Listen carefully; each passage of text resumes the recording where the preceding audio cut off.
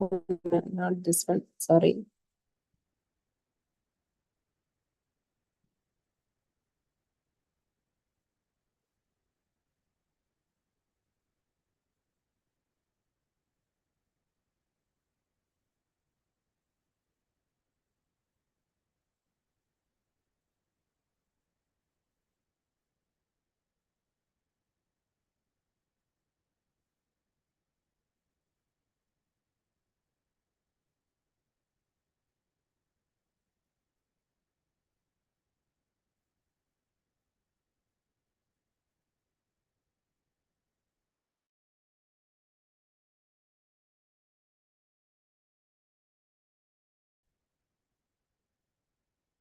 Is it visible now? Hello? Yes, yes. Yeah. Yes. Good evening, everyone. First of all, I should thank MVUPGO group, my family, my teachers, my patients, all of them who helped me in clearing this exam in the first attempt. So today I'll be sharing my experience, what I had during my exam preparation and how it went during my exam. I hope it will help the exam going students in the next few years. Okay. So as you all know, means my exam preparation started around. Yeah, Dr. Remya, actually, your like the PDA or PowerPoint is not visible. It is the window which has this thing is visible. So have you opened the Yeah, PowerPoint? It's not yeah, visible. It's not visible. Your window it's is not visible. the folder in which the presentation is there, that is visible, but Okay, I'll share once more then.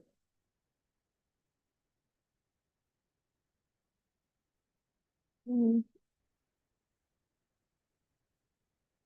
Mm.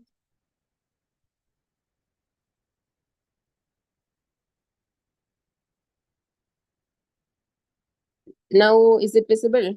No, I know why it's coming like this. Actually, I've taken my presentation. Share. no, it's like open it. The FRCS a past experience is like we can see the file, the Yeah, file, now I have opened actually. but it is not visible. So you will have to share the window in which it is open, or you share the screen, total screen, unshare and do it again. Okay, stop share.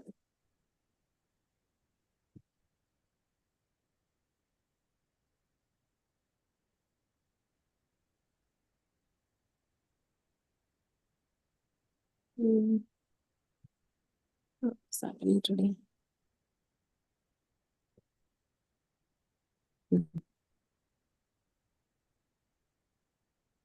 I hope now it will come. Yes, It's yes. not? Yeah. It's clear. Okay, fine. So this FRCS exam has two parts. Mainly the viva one day, and your clinical examination will be on the other day.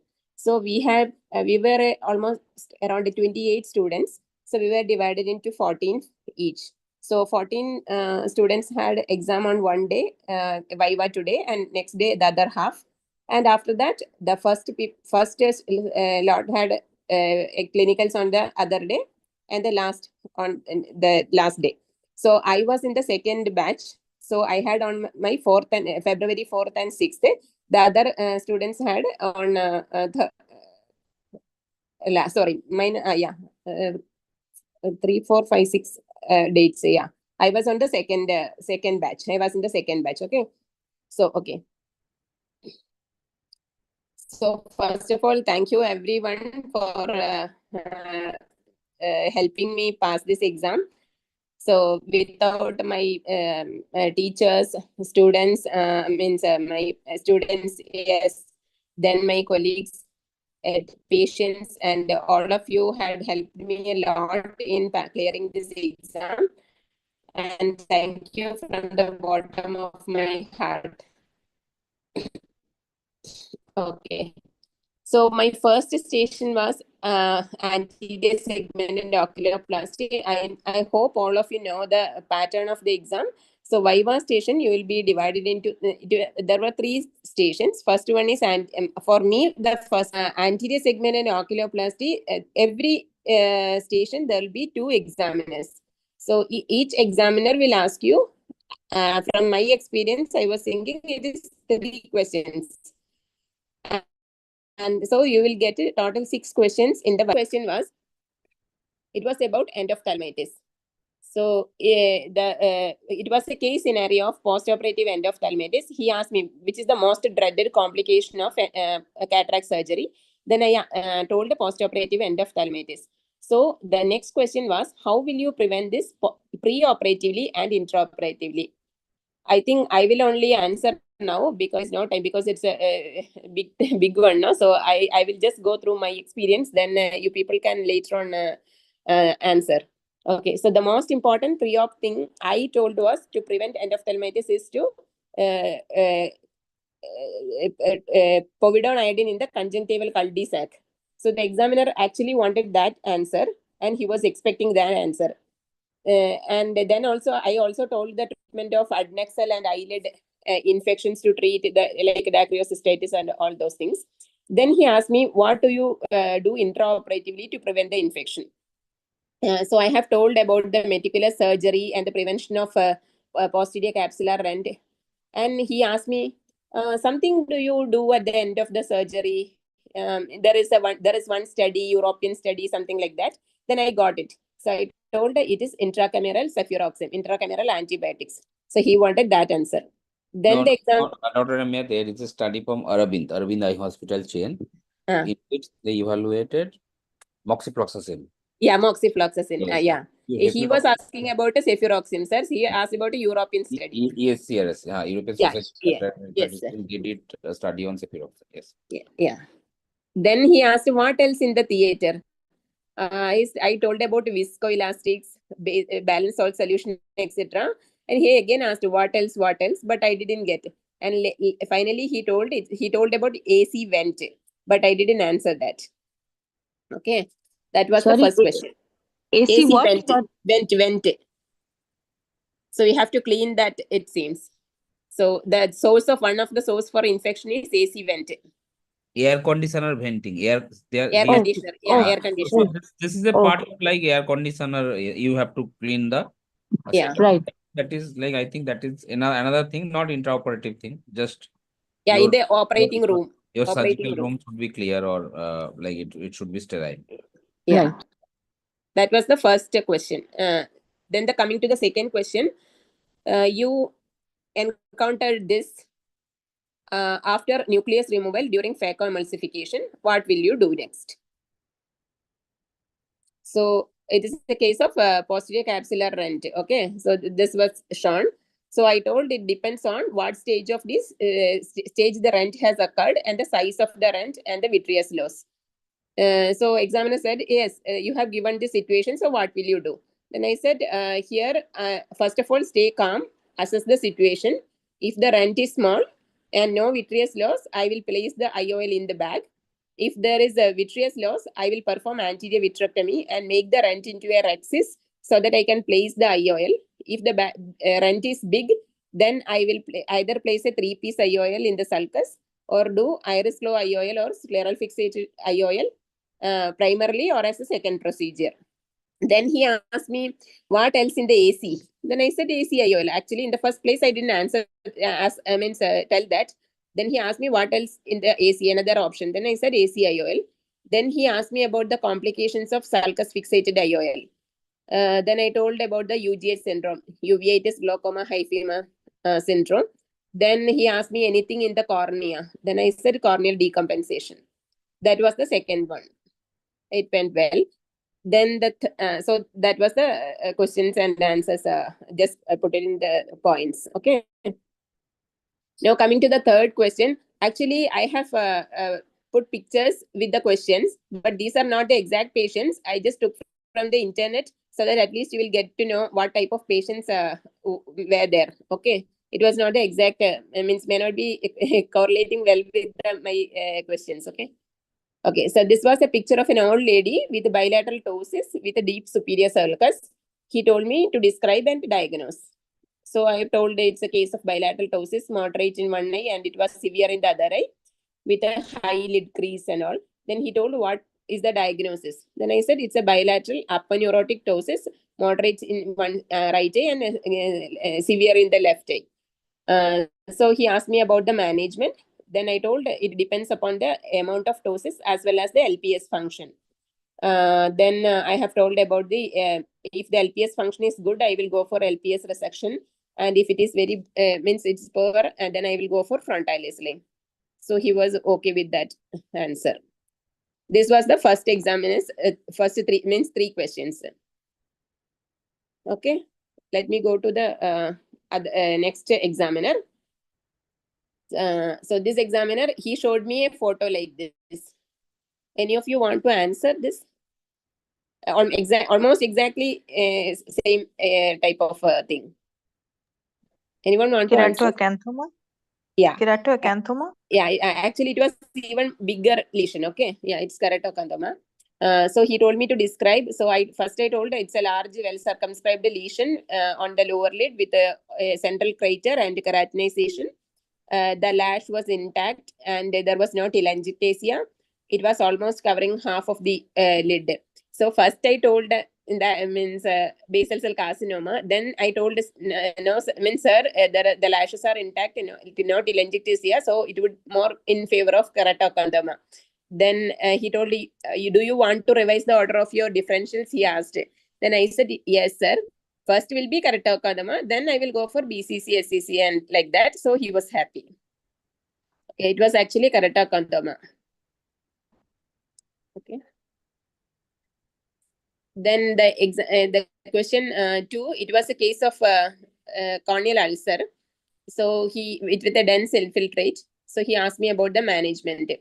So I told about history, contact lens, history of injury, contact lens, immunosuppression, examination in the slit lamp, duct. Then I will do corneal scraping for the gram stain, KOH, culture and sensitivity.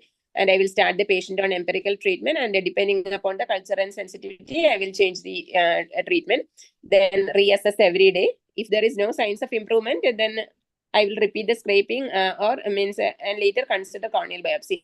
Actually, he asked me this question: when do you want to start the patient on systemic antibiotic? I didn't get that, but anybody wants to answer this? When the lesion is involving near to the limbus. Very good. I didn't answer actually. It was like when the page I told it is not when not responding to topical, but actually it was when there is limbus to limbus involvement. That is the answer. Okay. So I think whenever they ask the question, there'll be some key answers in their in hands. So whenever we tell the correct answer, they will mark there. If sometimes they will prompt us to tell the answers also. Okay. So the last questions in this series, and he asked me about the complications also that I answered.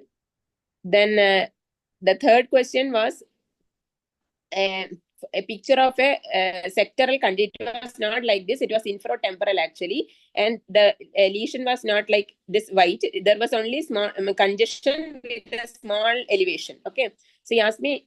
It's a 14-year-old boy with a limbal nodule with a congestion. So tell me the differential diagnosis. So I told about Flichten, then ophthalmia nodosa, Horner Tranda dots, episcleral nodule. Then rarely means very rare. OSSN, not in this age I told.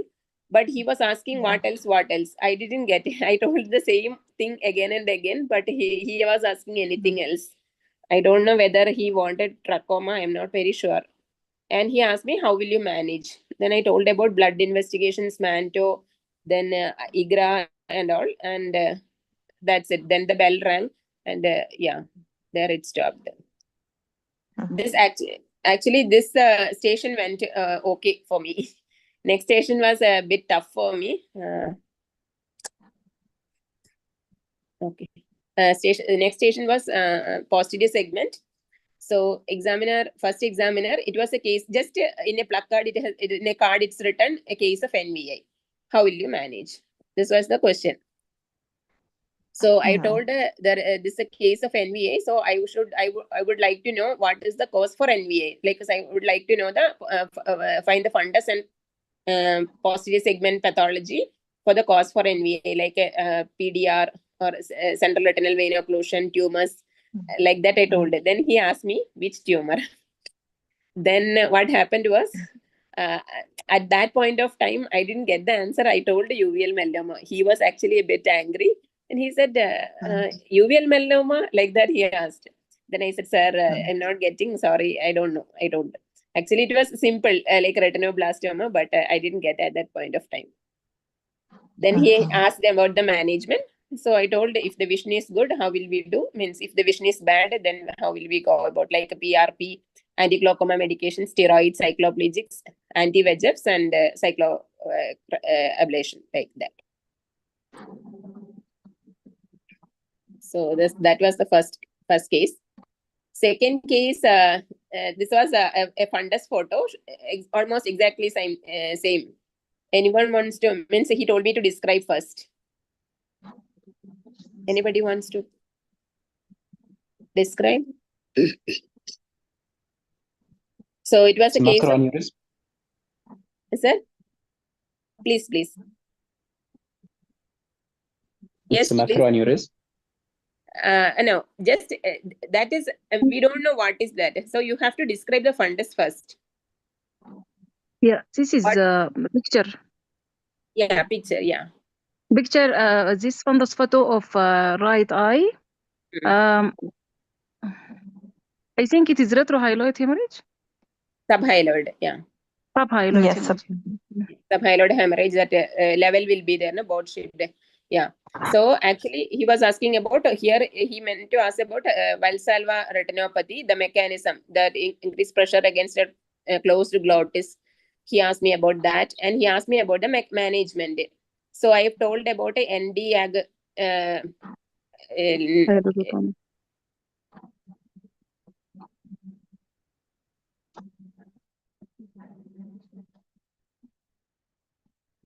Exactly. Then I told behind the PC, but this was not correct. It is just at the anterior hyaloid phase, no? So that was the question. Then I said, if it is not resolving, we may have to do pars plana vitrectomy and later, if it is not resolving. Okay, that was the one question. Then third question, a glaucoma patient comes after 5 years with IOP of 15 and 16 mm of mercury with a CDR of 0.8. How will you evaluate? How will you manage? So this is like a glaucoma patient. He is not taking the on the treatment for a long period. So I told I want to evaluate him from the first, like doing the IOP, central corneal thickness, then gonioscopy, fundus evaluation, visual field analysis, OCT, and yeah, depending upon that, I will means whether to treat or not to treat. I will see, like that. Means I told in a normal regular management of a patient. Okay. Then the next case was second examiner. She showed me, that was a lady examiner, I think from India only. She showed me a picture of this one. So anybody? So it is a P scan showing a dome-shaped lesion. I can detect the location. Maybe it is the subretinal. Yes, for differential diagnosis.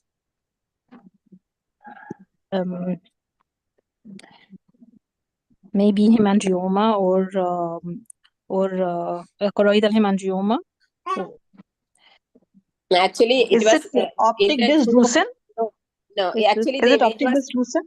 Actually, the image given was not like this. It was like a smaller part in that, but like a collar stud lesion only. So it was a typical of a choroidal melanoma. Yeah. Yeah, because of low internal reflectivity also. Then she asked me about the management. Okay, so I told about the basal diameter less than 20, thickness less than 10. What means we'll do brachytherapy, all those things I told. That was okay. Then the second question was a post-trap patient comes after 5 years with poor vision and IOP of 3 mm of mercury. How will you manage? So in this case, since this patient came after 5 years of trabeculectomy and IOP very less, like 3 mm, and poor vision, actually I was thinking of a late blood leak, maybe due to the usage of mitomycin. So I told I will check in slit lamp, gonioscopy and all. Then I will stain the patient to look for a late blood leak, like a sweating. Then I went for treatment like autologous serum. But the examiner was asking me, what first? I again started with the same thing, but he again asked me, she again asked me, what will you do first? Then she wanted vision. But I thought, since it is already written poor vision, it's already given. No, so I didn't think in that way, but she wanted vision. So she was telling, like, if it is poor vision, it could also be due to, because of the low IOP, there could be hypotonous maculopathy. So the poor vision could be due to that also. So she told vision is the first thing. So that is it. And because of the poor, low IOP, there could be corneal edema. So she was expecting that from me, but I didn't tell that. I told everything else except vision. Okay. So what they were suspecting, is it because of the late bleb leak, or was it because of any choroidal management? You have to tell everything, but the vision drop could be due, means there may be multiple things in the same patients because of the poor IOP, low IOP. There could be hypotonic maculopathy, so you have to evaluate that also. So the vision, recording of vision is important. Okay. And the management of reduced IOP is actually the cause of reduced IOP is mostly due to late blood leak. That happens after mitomycin use. The patient comes very late, like after some 5-6 years with a low IOP. So that you have to manage that. Yeah. Okay. Then the third question was an OCT picture to describe and describe. So anybody wants to describe this? Yes, this OCT showing a retinal membrane with increase in the retinal macular thickening. Okay, so in this, I started with it's an optical coherence tomography of the right eye, and at the vitreoretinal phase interface, there is a hyperreflective membrane. The retinal layers means in that case it was almost intact, and so it's a case of epiretinal membrane. Fovea is it was just distorted, just distorted. That's all. So she asked me the causes. So I told the post PRP, post any inflammation like vein occlusions like that, and it can be also idiopathic, post cryo, retina detachment surgery, something like that. I have answered. And she asked me the management. And I said, if the vision is 612 or better, just observe. But if it is less than 612, pars plana vitrectomy and membrane peeling. That's what I answered. Okay. So that was the second station. Coming to the third station was neuro-ophthalmology and general medicine. So the first examiner asked me, a 40-year-old smoker with a cavitatory lung lesion. Actually, when he asked me about 40-year-old smoker with a cavitatory lung lesion, first thing I told was lung carcinoma, CA lung. Then he asked me something very common in India. He just prompted. Then I told tuberculosis. Then I told atelectasis of the lung and all. Then I told tuberculosis. Then he asked me about the management. Then I told about the category. Then HRZD I told. Then he told me to explain. Then I told about the INH, rifampicin, pyrazinamide, ethambutol and all. Then he just stopped there. Did he ask which regimen to follow, all that thing? No, actually he asked. Then I told about 2 months. 2 months HRZD followed by 4 months.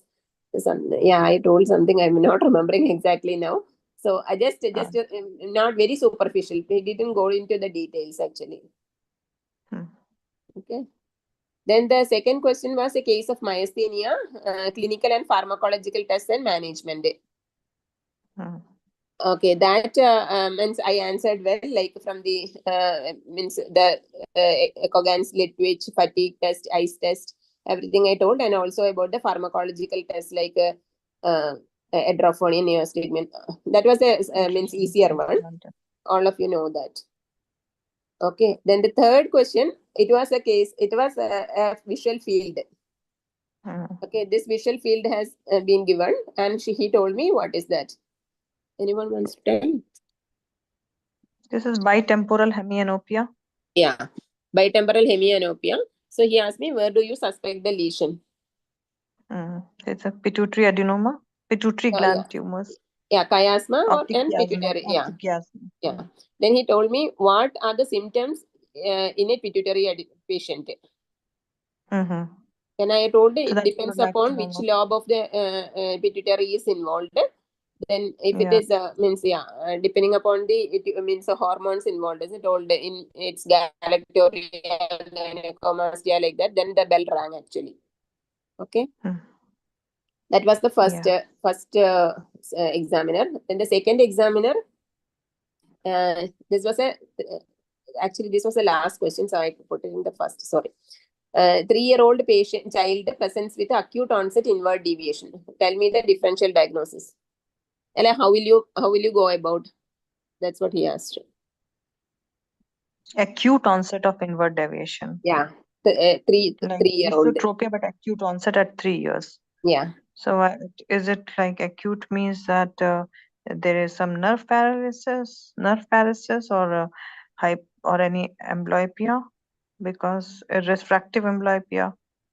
Okay. I mean, So in a refractive 3-year-old acute onset inward deviation, the first differential diagnosis retinoblastoma. be no, accommodative esotropia. Accommodative esotropia. Accommodative Yeah. esotropia. That is the Okay. first one. So actually everybody was telling like about, as you told like this, but I told it is accommodative esotropia. So he felt very happy. So he wanted that answer actually, accommodative. So I told that means yeah, you will check the vision, do cycloplegic. Yeah, he asked me, how will you go about? Then I said, I will do vision, cycloplegic refraction. Then depending upon the cycloplegic refraction, I will give the full correction. Then I will call the patients after 6 weeks. Then reassess the squint. Then if it is fully corrected for distance and near, then you have to continue and treat the amblyopia. Like if there is one eye vision problem, then you have to patch. If there is it is corrected for distance but not for near. Near, if it is still esotropia, then you may have to give bifocals. And again with that you have to do patching. Then he asked me about the patching regimen. Then I told it depends upon the severity of amblyopia. If it is mild, I will do 2 hours patching. If it is moderate, I will do 4 hours. If it is severe, I will do 6 hours patching. Like that I answered. He felt very happy with that answer. That was my last question actually, because patching then the bell rang. Okay, but here most of them answered means sensory. I told we have to see the fundus also to look for any other cause for esotropia, like sensory esotropia. We should always rule out. But the cause first one is acute accommodative. I mean, acute accommodative esotropia. Sorry. Okay. So that is it. So this was. So for accommodative esotropia, you told him to that about the bifocal glasses. Acute with a high AC-Bayer ratio, you means once you give the full cycloplegic correction, you have to call the patients after 6 weeks.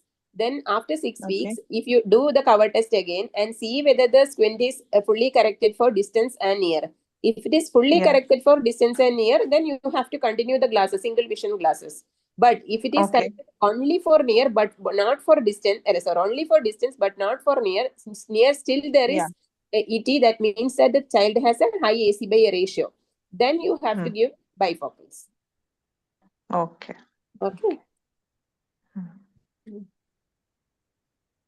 Now coming to the examiner, sorry, this was the next case. So here actually the one pupil was left pupil was dilated. Okay, in that case, the other extraocular movements were almost same, but pupil was slightly means like there was ptosis also in the left side, but not full, means no ptosis. I think like this only. So that actually you can see on the left gaze, sorry, right gaze, the left eye is not adducting, right? Yeah. It's But not going it is abducting, and elevation also limited, depression is also limited in the left eye. So what is the Yeah. diagnosis? So the left eye only abduction is possible. Yeah. All other movements are gone. Yeah. Yeah, it was a pupil involving, This is written- I don't know, pupil was dilated. It was a case of, Pupil was so dilated, I third nerve palsy. so whenever you get the 9 gaze picture, no, always start Yeah. with the primary position. So I told sir in the, because I was confused when I saw all the means of 9 gazes, means the ptosis was not that evident in that picture. So we'll be getting Yeah. confused when you see 9 gaze picture. So just concentrate on the first primary gaze, and you will see the eye is exotropic and slightly down, I think, but exo it was evident. And pupil means, then you compare ptosis, it was there. Then pupil was dilated, and then you look at the right gaze and left gaze. So right gaze, definitely the eye is not adducting, that eye. And the left gaze is abducting. And then you know that there is something in the problem in the left eye. Then you look in the up and down gaze. So up is not going, down is also not going. So that means it's a third nerve palsy. Okay. Then he asked me, how will you go about? Then I asked about these vascular risk factors and all, diabetes. But here it's a pupil involving third nerve palsy. You have to do a MR angiogram. But actually, he told me, okay, yes. But he told me MR angiogram. Actually, he wanted CT angiogram. I don't know why. But in some people now, they take CT angiogram as this one. But MR angiogram is also okay, because next day when there was another, means for clinicals also I got similar case. But there MR angiogram he felt very okay. But here he wanted CT angiogram, I think, but I answered MR angiogram. Okay. CT is better in showing aneurysm. Oh, Vascular. CT is better showing vascular aneurysms. So yeah, he we just use asked me. Yeah, I told her in MR angiogram to rule out a PCOM aneurysm. Yeah. Posterior communicating material. Yeah, the next case was a disc photo. Okay. So here, I mean, the disc was slightly pale, not very pale, but compared to that means normal hyper means like a disc, it was, the NRR was looking slightly pale. I'll describe it. Then he asked me about the types of optic atrophy. Okay. Like primary, secondary, consecutive, and cavernous optic atrophy, I answered. Then he asked me causes in each, like what are the causes? I mean, how will you differentiate and all? So I told in the primary, it will be chalky white, and margins will be regular. The blood vessels will be very low. Kestenbaum index will be very low. Then he asked me the causes. Then actually that day I was confused. I told the optic neuritis. Then for secondary optic atrophy, I told it is following edema, disc edema. So it could be due to AION, then papilledema, like that. Dirty white with blurred margins. Then consecutive optic atrophy, I told it is about due to the secondary retinal causes like retinitis pigmentosa. Then cavernous optic atrophy, I told it is glaucomatous, increased IOP and glaucomatous optic atrophy. That's what. Yeah. That's what viva. Now the next day was the clinicals. So he did not tell about any age of the patient, that this much age with this pale disc like that. They have No. It was just this photo to describe. That's all. So mainly it was what it was what it was an primary, optic atrophy is there. Then the optic atrophy went into the questions like causes of types of optic atrophy, causes for each, like that. Yeah.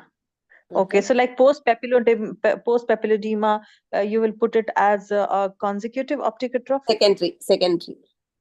Secondary. Okay. Yeah. And consecutive will come in what?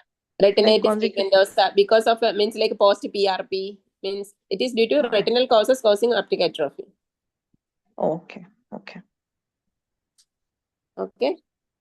Yeah. So actually, for my viva, I felt, means I was not that happy, because my first and actually the best station was neuro-ophthalmology, because I know that neuro-ophthalmology and the general medicine station, I did well. Anterior segment was okay, but posterior segment, I was not very happy because that trap thing I didn't answer well. Even that NVA also I didn't answer that well. So actually, I was feeling no, I mean I was not that happy with the viva. But the But you made all the diagnosis correct. yeah, So diagnosis like I made correct. Yeah. But and the next day, yeah, we had nothing. No, yeah, we were in the second batch, and the clinicals.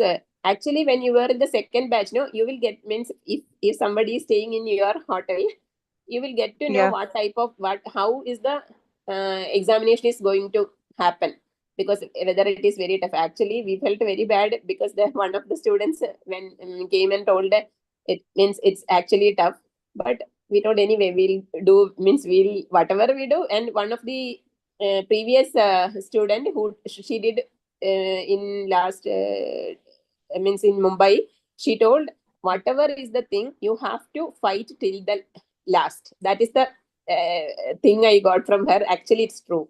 Even if one station or one viva went bad, you have to fight till the end of the exam. You have to do. You will pass. No, so I'm telling all of you. Okay.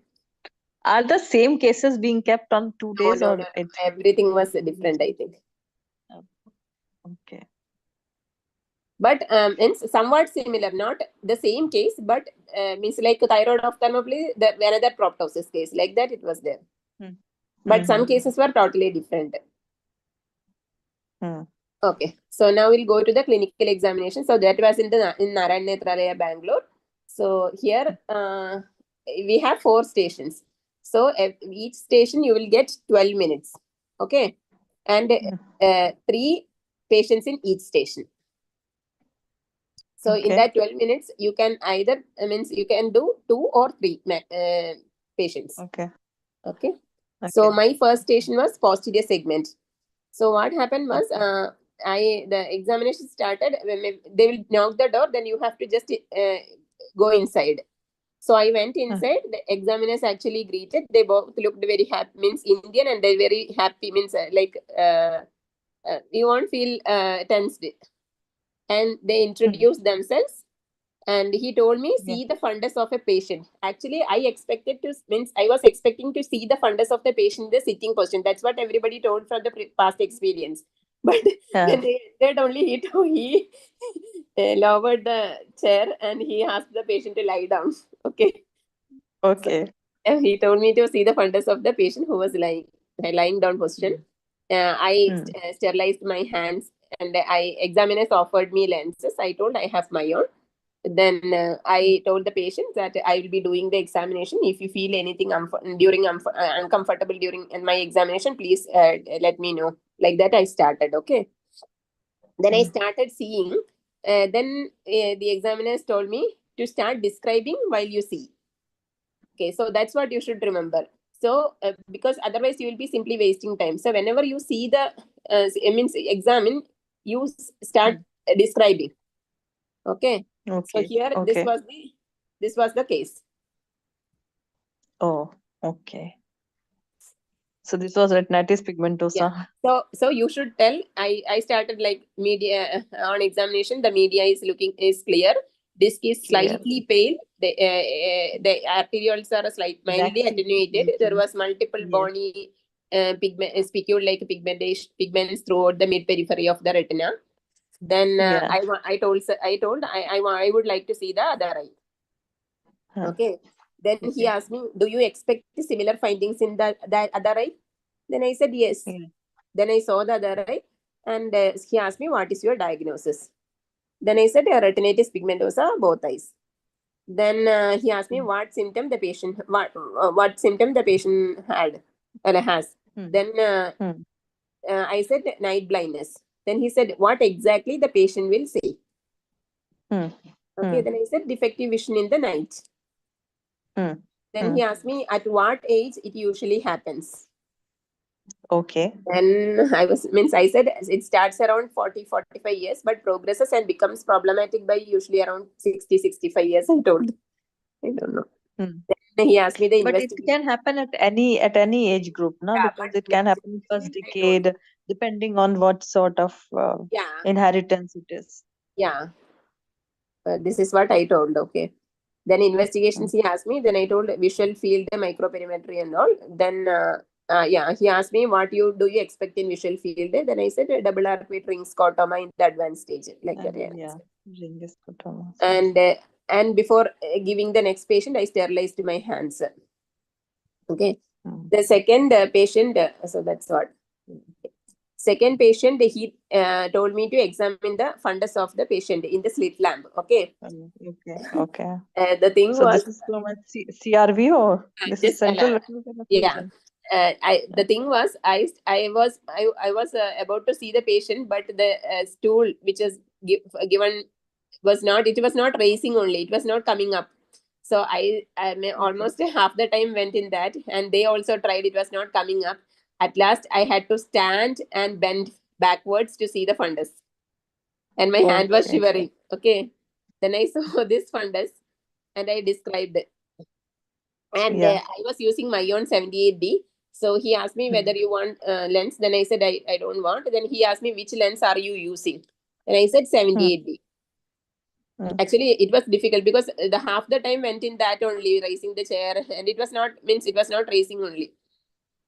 Then I started media clear, hyperemic disc. There was dot blot and flame shaped hemorrhages throughout the retina.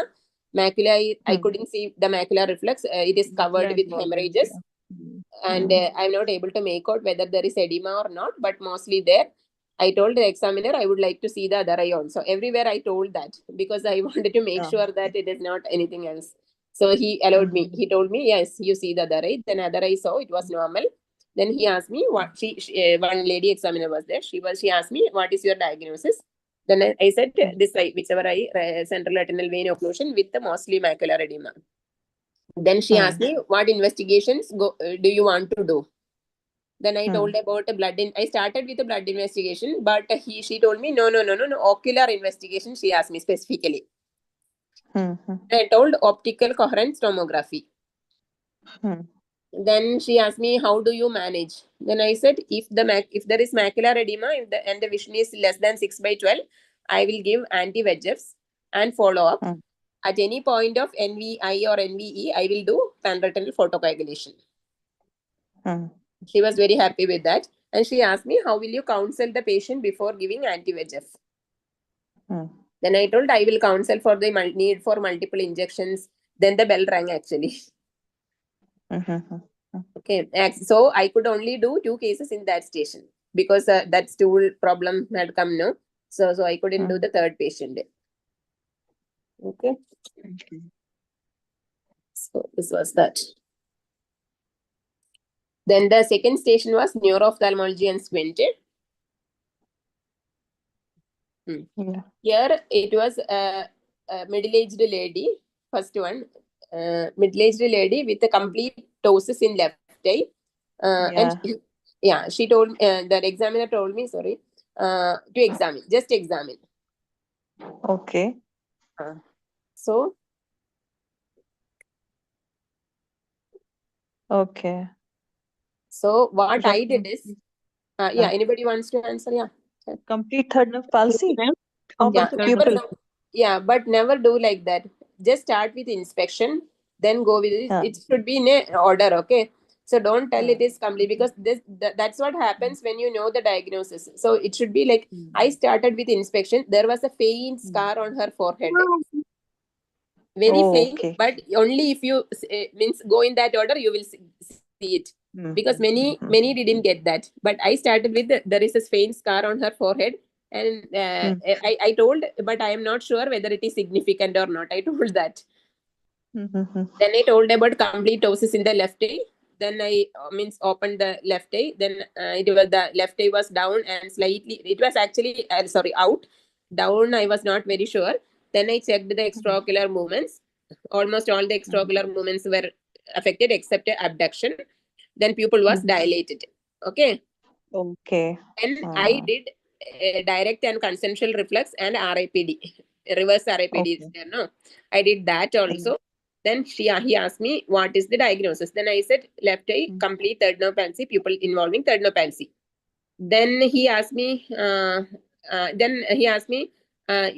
the fourth nerve is intact? Then I said, yes, sir. I checked. Actually, I checked. I checked during the down movement whether the nasal vessels are intorting or not. Then I But what told, about the vision? What about the vision? It was not NPL, no? It feels like it is a. They didn't put any prosthetic eye or something like. no. It was No. no. Okay. Then I told the fourth nerve was intact because I checked it during abduction, means a down gaze whether the nasal conjunctival vessels are intorting. Then he said, okay, fine. Then he asked me, the fourth nerve. That's all I think. People involved. Then he asked me, what investigation do you want to do? Then I said MRI angiography mainly. That's all. So what was the this one was post-traumatic? He asked me, so what is this pupil defect? He asked me that. Then I said, efferent. Yeah. Okay, this is efferent, She not guided afferent. you. She guided What? you in examination, or you went to ocular movement by yourself. I did everything.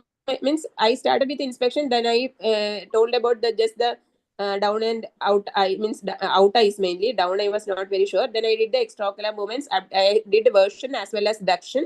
Then I told about I did the pupil. Then told about the diagnosis. So the consensual reaction was present. Yeah, I mean the consensual left presence eye. and yeah. So you did extraocular motility and the pupils. Yeah, right? I told there'll be some people who will be helping in your means translating your things and all to the patient. No, so I told one of them to hold the lid to do the pupil examination. Okay. Otherwise, you won't be able to, because if you do. You didn't check the levator function and all those things No. for Why ptosis. in this case? This is a. I don't want. For me, for the first look, I'll go for ptosis examination. No. That's what sometimes. So only if you go by your means method, no, you will not means otherwise you will get deviated to something else. No, but if it's a case of ptosis, so you have to examine the, I mean, for ptosis. Thing is that one thing you should remember, it is in the neuro-ophthalmology segment. It is not in the oculoplasty. Okay. That you should, Dr. Ramya, for pupillary examination, shall we ask to switch off the light? Yeah, definitely. You have to. It will be difficult because the eye also is deviating outward. Yeah. And means if neuro-ophthalmology, if there is ptosis, it will be usually ptosis with the extraocular motility defect, usually third nerve palsy. But ptosis, otherwise you will get in the oculoplastic this thing station. Yeah. Measurement of ptosis. Yeah, otherwise simply you will thinking that it is something else and it will get deviated. Neurogenic ptosis. Just one thing, Dr. Remya, is it written in front at the beginning of the station? Which station is it? No, they will just tell you. That's all. No, I mean it's not labeled that it's a neuro-ophthalmology and motility station. It will be labeled. No? I mean, we had 4 rooms in means like a consecutive 4 rooms. So first one was posterior segment. I was there first. Then neuro-ophthalmology. No, first one was anterior. I was in the second. Like that. They will tell you which station you are going to enter just before you enter. Okay. Sorry, yes, he asked you to examine, not give you any command or question. Nothing. He just told me examine. The patient was sitting there. One lady. That's all. Yeah, like a trick, really very difficult. Like a trick, you can go in the wrong way. What? Yes. Sorry. Yeah, sorry. I can go in oculoplastic. I think it is like ptosis mainly. But in this severe ptosis, like it is like full complete ptosis, and no frontalis muscle over action is there, so it will be, and it will not be oculoplastic. It will be neuro only, because you don't see even that she's trying to elevate the eyebrows. Even frontalis over action is not there. You are right, but congenital ptosis also congenital. You can think. But if the eye is, I mean, ptosis with a down, out eyes, will be mostly third nerve. Like But only the thing is abduction that is when you what we see the patient, you don't jump in to say that it is third no palsy, but you should go in that order. Yeah, yeah. Because what happened that Yes. I mean, I told about that scar, no, but he didn't ask me anything else. But later, one of others, one other student, she told everything, and he asked, "Can you see a faint scar there?" He asked. Actually, it was a Yeah. traumatic third no palsy. It was actually a traumatic third no palsy, but since I told that, he didn't ask me anything. So Yeah. that's what you should means. You should also go in that only if I have looked for, since I had looked for that scar, I saw. Otherwise, I would have missed it actually, definitely 100%, because it was very faint. But if you have gone means, and for inspection first, you will see that. Otherwise, directly to the examination, you won't see that.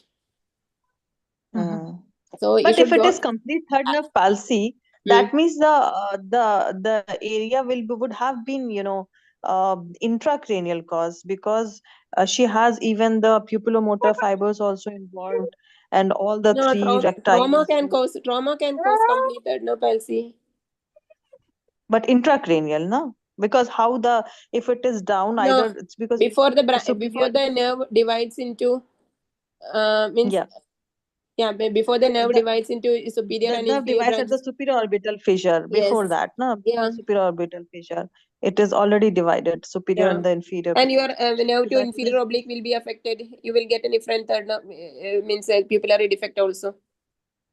So here, second nerve is also involved in trauma. but LPS is involved. That means that is superior branch of oculomotor. Then inferior rectus and inferior oblique is involved. That means inferior branch here, and medial. So that means Yeah. it is the lesion is before the superior orbital Yeah. fissure, before Yeah. Just dividing before into. it dividing into, it could be there. Yes. Yes. So that means before the orbit. Yeah. Just Before before the orbit. it It's not divides into. intraorbital. It is somewhat intracranial, Yeah. maybe. Okay. So that was Yeah. the first question. Then second was examine the pupil. One young boy, some 20-year-old boy was there, and he told me to examine the pupil. So, like normally, means I looked for anisocoria first. Then I asked the patient, means them to switch off the light. Looked again for anisocoria. Then I did the direct consensual and RAPD. Okay. Actually, when I shined the torch in whichever I think in my case it was right, yeah, affected. So actually, the first time when I shined the torch, it was like it was reacting. Then I told normal. Then I did consensual. When I did consensual, I felt that consensual of that eye on the other eye was slightly sluggish. Then I did RIPD. Then I found that there is RIPD in that eye. So that was then again. Then that first direct when I did, it was actually sluggish, but I thought it was normal. But later when I did the consensual, I changed my this thing and told right eye RIPD. Then he asked So me. did he ask about the grading of RAPT? No, nothing. He asked me, then what do you want to do now? Then I said, I would like to see the fundus. Okay. Then he told me, okay, then you see the fundus. When I saw the fundus, there was optic disc pallor. Then he asked me about the types of, means the causes of primary optic atrophy.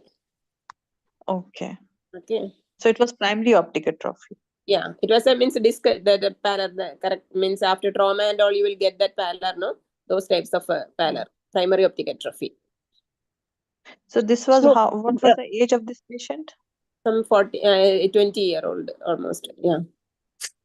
You use two torches for checking the consensual reflex. Yeah.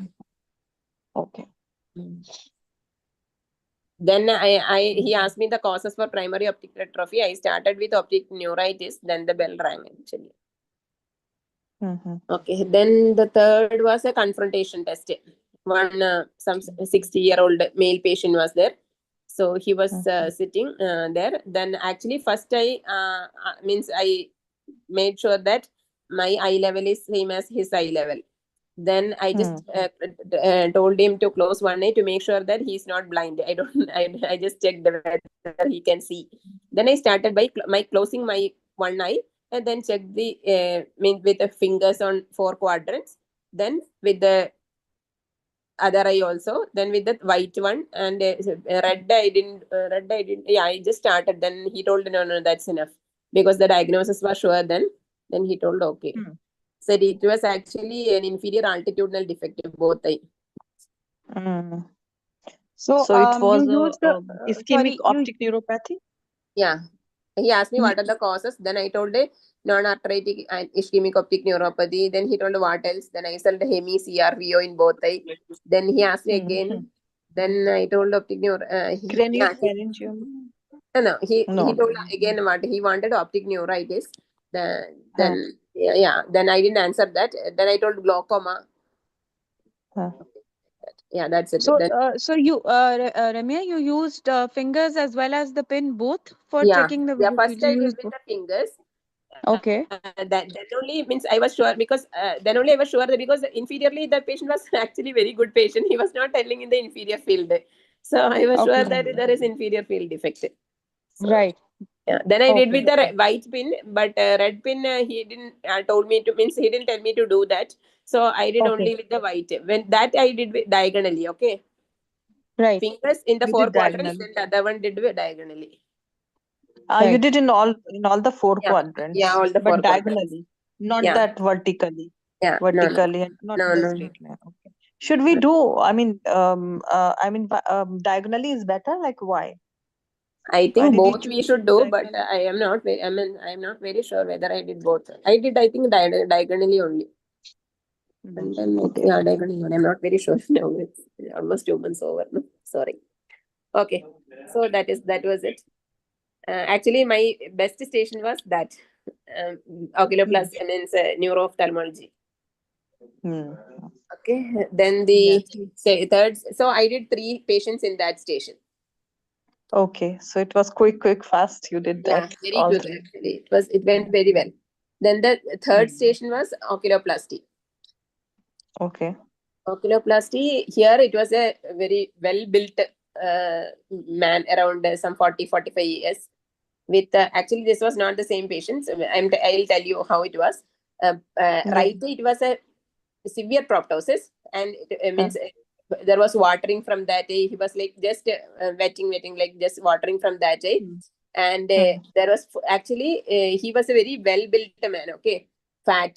So there was fullness in the left eye also. I mean upper part. Just above the lid there was some fullness, but the proptosis was not that evident in the left eye. But right eye there was congestion, watering, severe proptosis and all. So actually I started with the inspection. I always start in that order because this Gadha ma'am, actually Gadha ma'am's classes are very good. I should thank ma'am. Actually, everything she told was in that order. I did that and it went well, very well. Okay, you should always start with inspection. So inspection, I asked sir, means I started with inspection. I asked sir whether I should do NAFCIGUS. Then he told no. Then I asked the lymph node. Then he said no. He told no need. Go directly to the examination. Okay. Then I started describing the right eye, retraction of the upper lid, congestion, etc. And there was exposure keratopathy. Cornea was there was exposure keratopathy. It was hazy and there was watering. Then he asked me to he asked me, do you think there was proptosis in the other eye? Then I told I want to do the measurements. Then he gave me hurtles. I'll tell you, I have never used hurtles in my life, but just 2 weeks before my exam, I told one of my friend to get the hurtles to one place. I went there. I did the examination for some few minutes in 2-3 different people, and I made sure. Otherwise, I would not have been able to do this because hurtles is one thing. Means it's actually it was shivering. I was shivering when I do the hurtles just because I did it few times. I could do it in examination. Otherwise, it would not have been possible. Okay. So he gave me hurtles. Even in it's a small room, no. So and it was slightly like dark only. So I told that examiner to shine torch to see the markings. So I told first basal diameter is this much millimeter. Then I told the axial proptosis, right eye 24 millimeter and left eye some 22 left eye.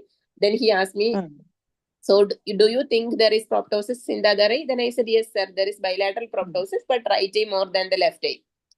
Then I did pupil also. Then there was RAPD in the right eye. Okay, so I it did was like vision threatening proptosis. Then I did Corneal extraocular exposure movements. in this. Extraocular My God. movements were limited in both eyes. Okay, okay. So he asked me the diagnosis. Then I told bilateral axial proptosis, right eye severe than left eye, with a right eye sight-threatening exposure keratopathy and optic neuropathy. That's what I answered.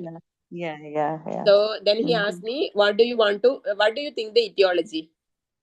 Then I said thyroid. Then he asked me, he asked me, is there thyroid enlargement? Then I said no. Then he asked me why you said it is thyroid. Then I said the most common cause for unilateral or bilateral axial proptosis is thyroid. Yeah. Then he asked me, what about management? Then I said, since it is sight-threatening exposure keratopathy, I will give IV methylprednisolone.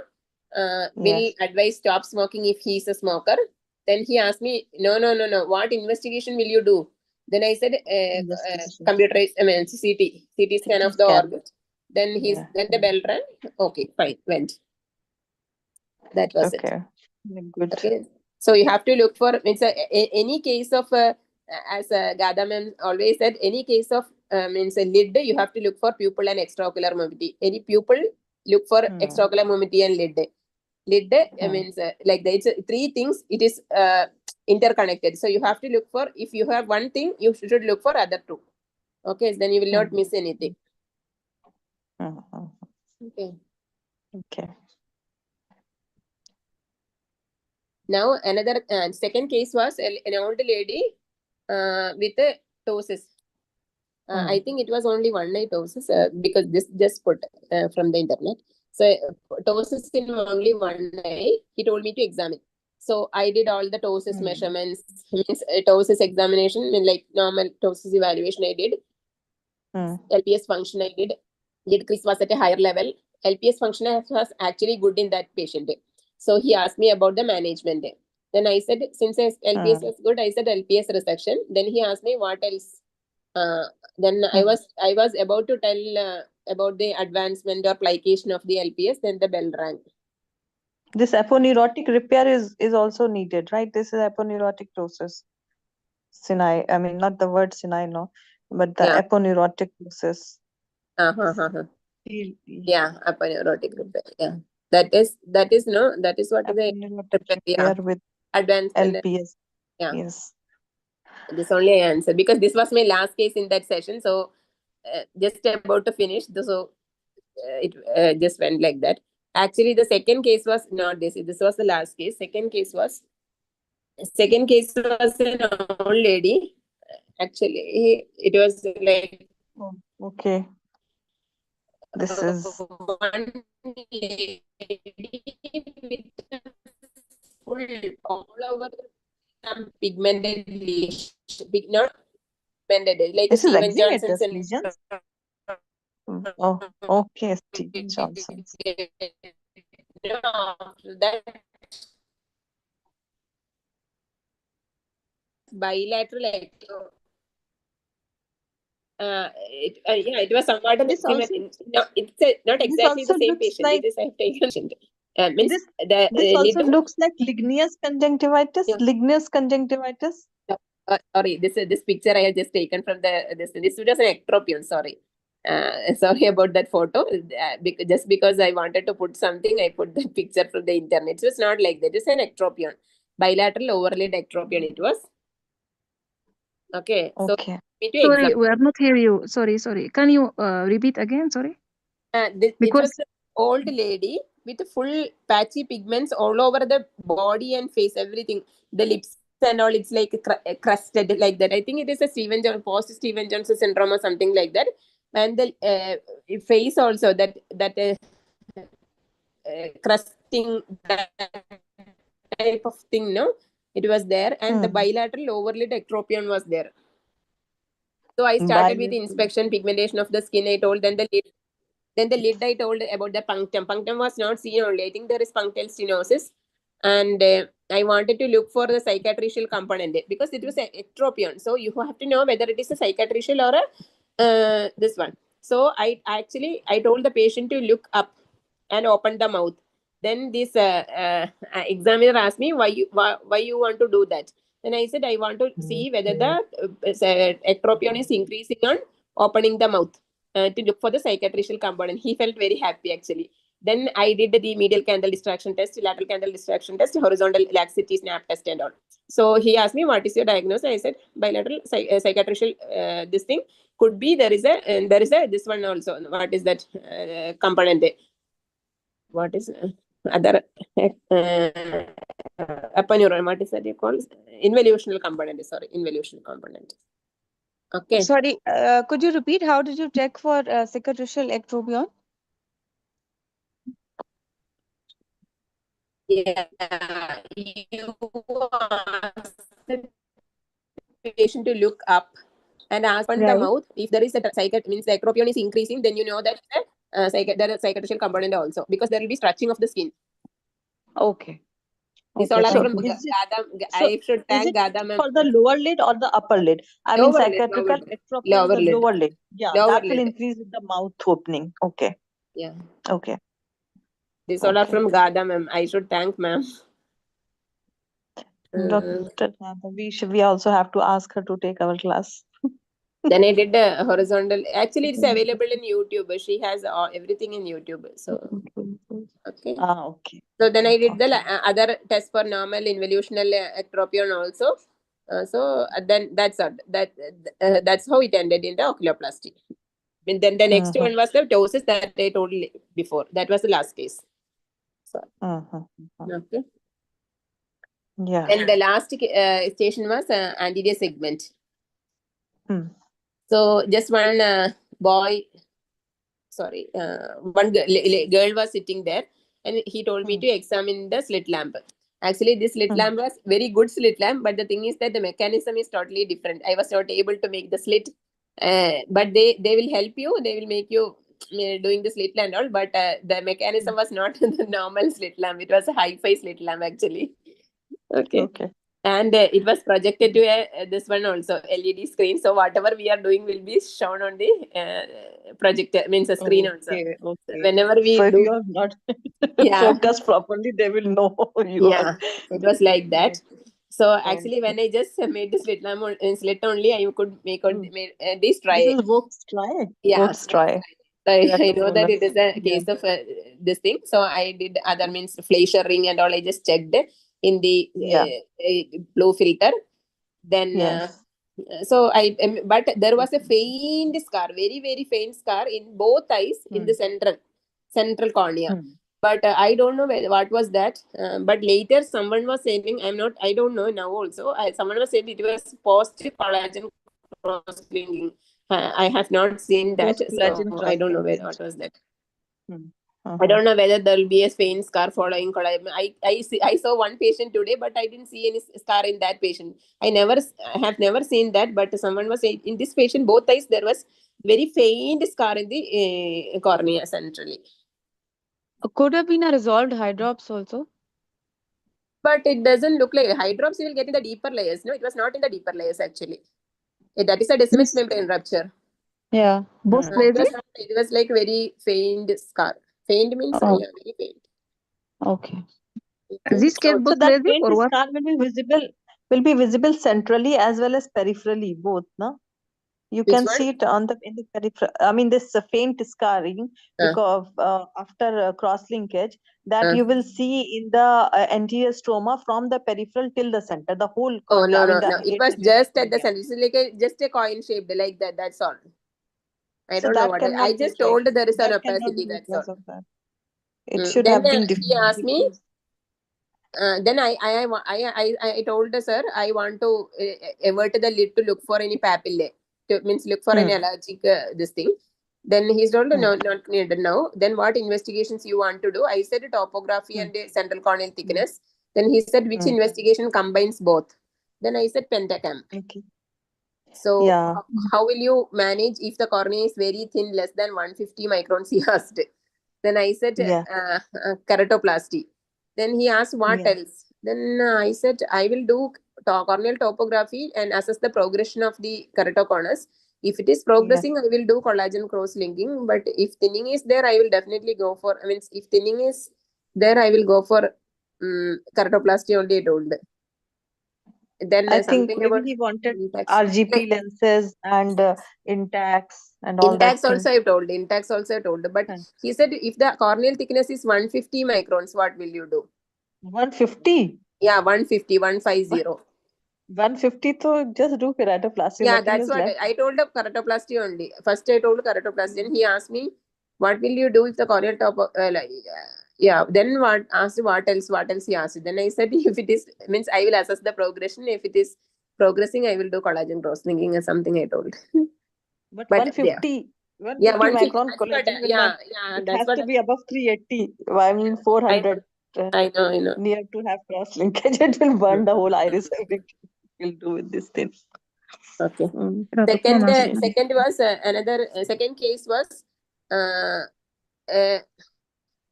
lady I think with one eye. This there was like this slit lamp examination. Sorry, I don't know whether you are able to see this.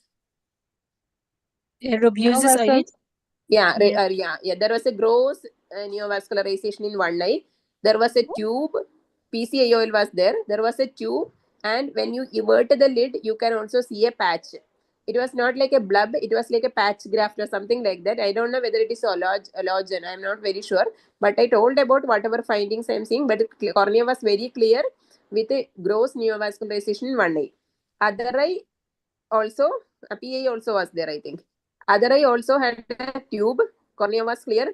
And when you see actually carefully, you can see NVA in that eye also. But I think it means only if you look for, you will see it. Otherwise, it's very faint. It was there. So he asked me what is the cause, what is the diagnosis. Then I said means both eye, pseudophakic post tube, following Why for was a sclera there? Any candidate? What was the sclera doing there?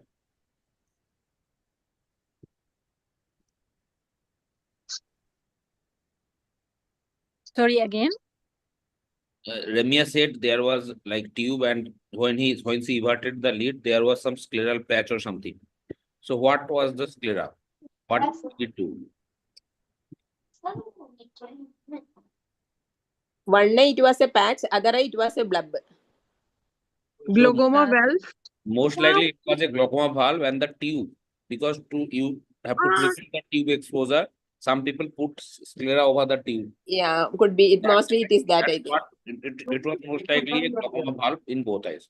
And Yes, also one thing, like, do not discuss with other candidates, because you might be like you might be biased beforehand only. If Yes, people tell that this is a case of glaucoma, this is a case of NBG, this is a case of C3R, then your mind is already predetermined, and you try to find out whether there is C3R or not. So in exam, better do not talk with any candidate. Examine the patient as a new patient, and as do not go with any bias. Like say what you are seeing. Like Dr. Yes. Remya, Very true, sir. Very true. Because do otherwise not you get will get biased. Yes. So here one eye it was a means a NVG with a tube. Other eye it was also an NVG tube. But you can see a blub in that eye. In this eye, I think there is a patch, several patch graft as so told. So only the left eye there was the NVA was not that visible. But when you make the slit in a higher this one, you can see that NVA. Okay. And he asked me about the management of NVA, like normal previous viva I had got the same similar things. I means did that well. Then next case was this was about a 15-year-old boy. So he was sitting just like that. Actually, this was my first case in that session. The second case in that session, I think. So he asked me to examine. Actually, when this guy was wearing spectacles, so I told him to remove. But the eye was looking like a ophthalmos from outside. But when I saw in the slit lamp, it was not like that. But so I didn't mention about that. And then when I saw in the slit lamp, it was like similar thing. Anyone wanted to comment this about this? Yeah, it's This is probably iridocorneal eye syndrome. Yeah. And this is what I also Polychoria with aniridia. told. Polychoria with aniridia with anterior Schwalbe's line. that is posterior rituxan. So it can be iridocorneal endothelial syndrome. Actually, That I've also is started with, exempted. he told me to see the anterior segment. I started with the lid. Then he said, no, it is not oculoplasty session. It is anterior segment. That's what I start with it from the lid because I don't want to miss anything. And he told, no, this is not oculoplasty session. This is anterior segment. So he wanted just go straight into the cornea. So I started into went into the cornea. There was a corneal opacity in the periphery. And just like and I said there is polychoria and correctopia. He asked me, just tell me whether it is polychoria or correctopia. Then I said polychoria. Oh, then he was okay. Then he asked me, so what is your diagnosis? Then I said, I want. Then first I told IC syndrome. Okay, like you only. Then I said. Then he said, you are sure? Then I said, sir, I would like to see the other eye also. Then I saw the other eye I have similar findings. Then I said, sir, I would like to change my diagnosis to Axenfelder-Rieger syndrome. Posterior MVUPGO toxin was also there. Then he asked me, okay, how do you follow this patient? Then I said, I would like to see the vision, IOP, gonioscopy, fundus examination. For IOP, means mostly there will be, means these patients can be having, maybe having increased IOP, so I will give medical management, but most often they require trabeculectomy or shunts or tube. So I would also look for systemic association, I told him. Then he asked me, what are the systemic associations? Then I told him hypospadiasis, congenital dislocation of hip, malar hypoplasia, all those. Actually, I have read just means the previous days, I knew that all those things. So he found very happy. So that was it. I think, yeah, that was it. So actually, except in the posterior segment station, all other stations I could do 3 cases. Except in the posterior segment, I did only 2. Actually, my clinical examination went well than my viva. You were brilliant. Huh? I'm so impressed by you. You were brilliant. I think if I did as you in the exam, I'll No. have no Actually, doubt that I will this pass. is an easy. I should tell you, this is an easy exam to pass, but as well as easy exam to fail also. But Yes. yeah, it's an. I think the clinical exam is more important. It is a definite your success on it. So a diagnosis is the most important, that if you make a diagnosis, then you can, you can just keep on telling the findings according to, what you have read in the book. But first is that you should be able to make the diagnosis. And I think you should see your patients regularly, means then you will get it. Because if you do your normal regular patient examination properly, you will not miss anything, I think. So whenever you see patients, you start examining in that thing, and especially this pupil confrontation and all, no, you can keep doing in your own hospital staff or people, your family members. So you will not. It will be easy for you. And just before, what I did is, just before going into the examination, clinical examination, I was just keeping the order of examination, tuck, like that. I was just telling my other study partner, if ectropion comes, I will do this. If ptosis comes, I will do this, and all. If that comes, I will do this. That order I will. So you won't miss that thing, anything in between. So you should have a just checklist, so that you will it just goes into your mind. You can just follow that order. And if the examiner is telling no need, only do this one, you can do that only. Like if ectropion comes, so like what sort of checklist you mean, like if ectropion? I had prepared something. Ectropion, yeah, I have. I told no that external examination, then the medial distraction, lateral distraction, horizontal snapper, this thing. I have made my own, so I followed that. You follow, yeah, okay. So if you have that, because definitely you will get either ectropion or ptosis or thyroid ophthalmopathy. It's sure, no, in oculoplasty. So mainly those things, no. In oculoplasty, actually 4 5 things are there only. But you should know that well in examination, but other things you can get. And, Dr. Ramya, in accommodative esotropia, can we give the DT for the intracranial lesion causes? Because it was looking like sixth nerve palsy. I didn't get you, sorry. In accommodative, acute accommodative esotropia, you told now one case you got. Differential diagnosis you can give, but usually what most of the time what you get in a normal means OPD, if the child is presenting around 2 years, 2.5 years of age with an acute onset ET, is mostly an accommodation. When you do a atropine refraction or a cycloplegic refraction, you will get a hyperopic refraction in that child. Your fundus will be most of the time normal, but you should look for any fundus lesions or fundus lesions. But if you have a hyperopic refraction with acute onset esotropia, you don't have to image in that case. You have to give the full cycloplegic correction, call the patient most of the time, maybe with next 6 weeks or so, the this squint will be corrected, or it will be reduced at least, partially accommodative. So whether we are not missing any neurological cause, that is my question. Mostly not. Mostly in that age group, because that is the time period where the child explores everything and the accommodation comes into play, and you will get an ET in a hyperopic patient, moderately hyperopic patient. If the child is very high hyperopia, like a +8, +9, the child will not go into ET. It will become ametropic amblyopia. Because but moderate hyperop, you will go into ET. Okay. Because sometimes in pediatric fundus calls, I see ET. Esotropia. So like I cannot do refraction there. So I feel it might be a neurological cause. No, age is very important. Like usually 1.5, 2 years is the time where the accommodation means that accommodation period happens. Like the child explores everything, he wanted to see everything, then whichever eye is more hyperopic will go into ET. And the other question is like altitudinal, inferior altitudinal defect can be because of the parietal lobe lesions also, no? Bilateral parietal, yes, you can, but that is a quadrant anopia, no, not altitude. No? Okay. Yeah. Okay. That is homonymous also.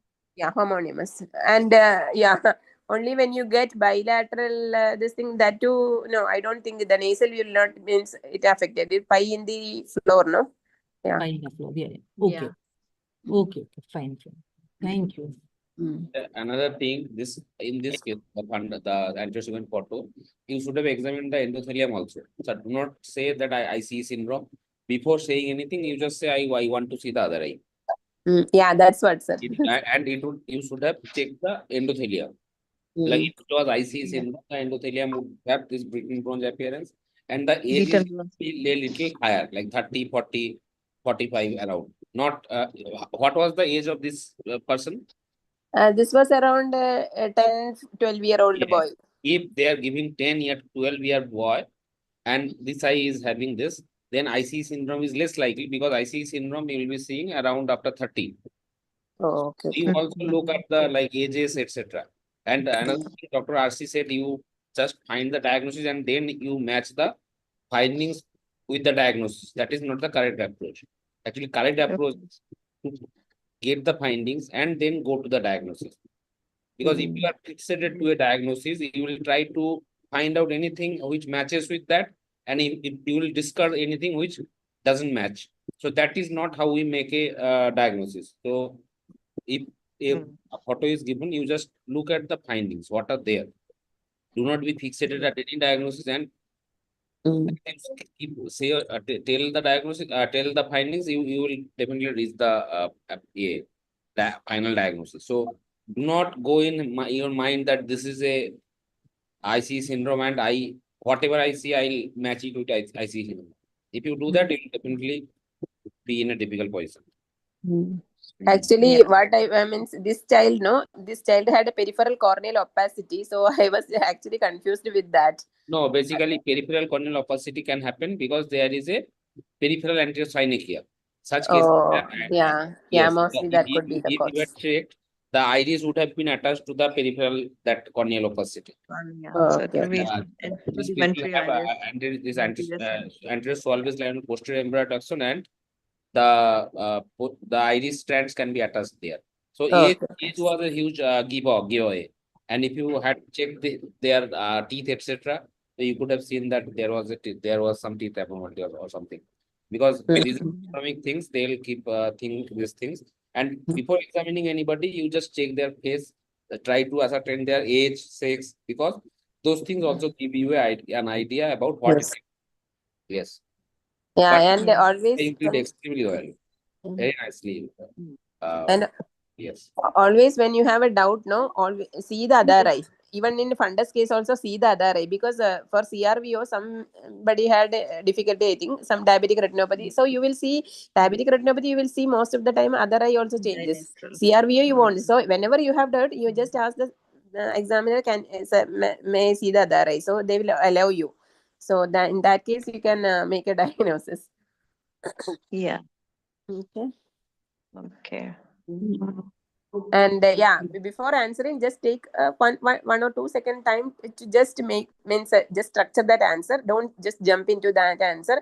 And most of the time you will get extra time. In my first and second case, I mean first station, I think, after all the viva I'm telling, after the means all the questions, we were just sitting like that till the bell to ring. Okay, so there'll be enough time, so don't have to just jump and answer. Do they give some paper to write your findings? There won't be no, they won't give, I think. No. Yeah, but there won't be any time, because 12 minutes only. No, you don't have. Yeah. There will not be any time. You just have to keep on telling. That's it.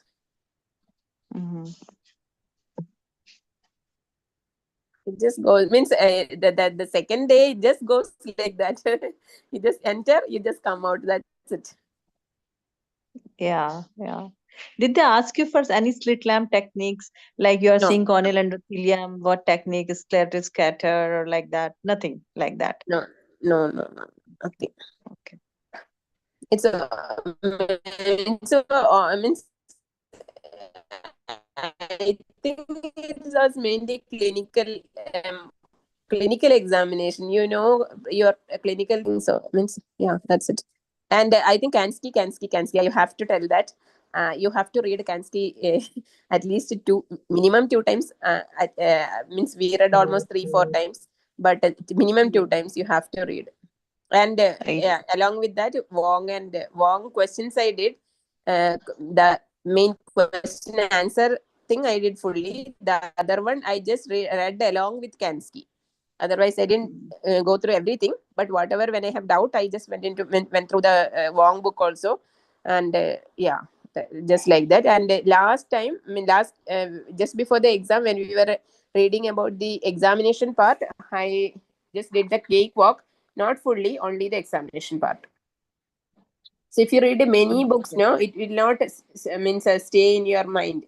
But just take 1 or 2 books and just read that. Yeah. And if you have any doubt, you can take extra points and add to that.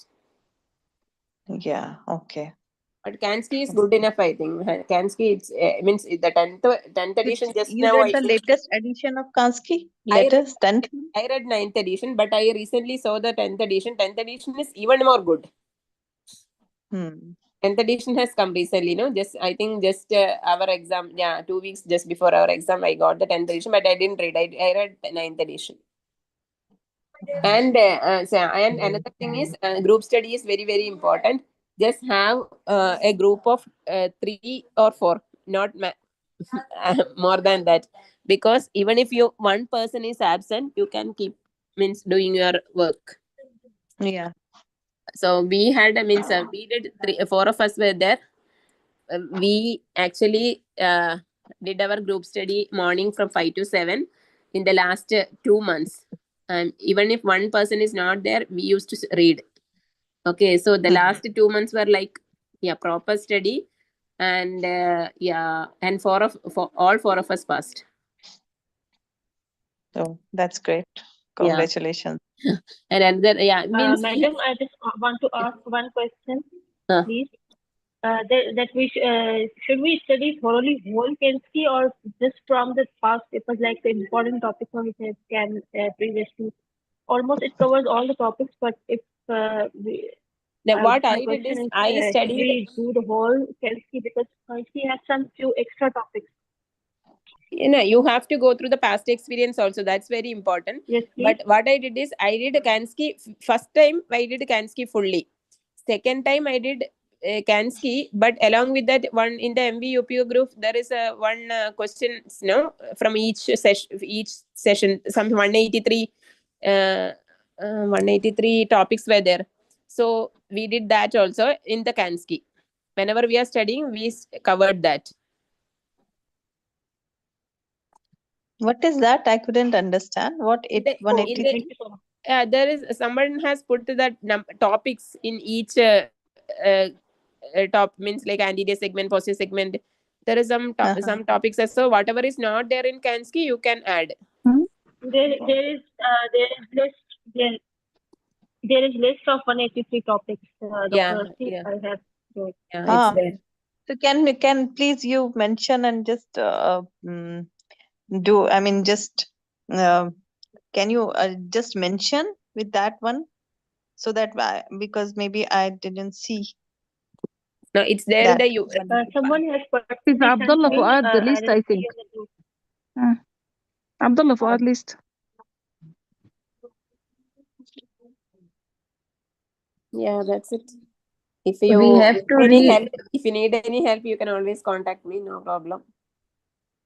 We have to read Oxford emergency also. Actually, what happened? We read everything at last. The topic which I have not read has come in the viva. Yeah, I mean, tuberculosis came, nothing emergency, nothing hypertensive emergency, nothing came. No, actually, cavitatory lungulations, that's what he asked. But I have not read about cavitatory lungulations or all other things I've read. But he asked me. But anyway, it didn't matter much because it was not mostly about tuberculosis. Yeah, so tuberculosis is that also they didn't go much deep, so it's good. Yeah, that's all.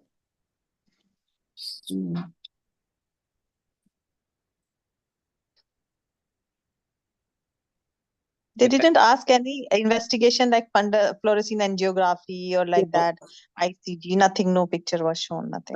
Only I told OCT picture of ERM and this one, uveal melanoma, choroidal melanoma, that called stud lesion. Those two. Yes. Also the visual field. Visual fields by temporal hemianopia. That one, choroidal melanoma, from which, I mean, what did you say? It is because, why you said it is from the choroidal no, it was typical of that means actually a scan was not given, so we cannot, means I told the scan was not given, so we cannot tell about the reflectivity, but it was typical of that choroidal stud lesion. So he just, what could be the diagnosis? Then I told choroidal melanoma. Okay, if somebody could not identify the case from the indirect, so can he go see from the 90D? Is there any option? I don't know. I'm not sure. I don't think that is allowed because ask we should know. No? We should do. That's it, I think. Okay. Because in one small room, 3 patients were kept. It's like, this patient was lying down, that patient was in the sitting, like that is it will not be very easy to change them also, like that arrangement. Yeah, lying down means that they want you to make the patient, finger and ask him to, now you look supratemporally, then supranasally, because he wanted to but this see the peripheral part of the fundus or what? RP was very evident in the first glance. Yeah, RP, it doesn't need to go very extreme periphery. You can see it in the mid periphery and sometimes even in the posterior wall.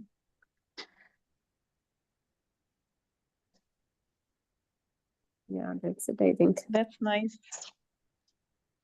You motivated us to study more. Thank you, Dr. Remya. Thank you. Thank you very much. Thank you. If it is doable for me, it will be doable for all of you. Don't worry. Thank you. Thank you. Thank you so much. Thank you, Dr. Remya. Okay, thank you so much. Thank you, Kaushik sir and Madhusami sir. Everybody in the whole team is actually they helped me means actually the mock exams were very helpful, because the way you tell in the exam is different from the what is there in your mind. Sometimes it will not come out when somebody asks question. So actually it helped a lot. Good. Thank you, Dr. Remya. Thank you. Yes, Bye-bye. and this video will be available on YouTube if you want to watch later. Thank you. Okay, so Thank thank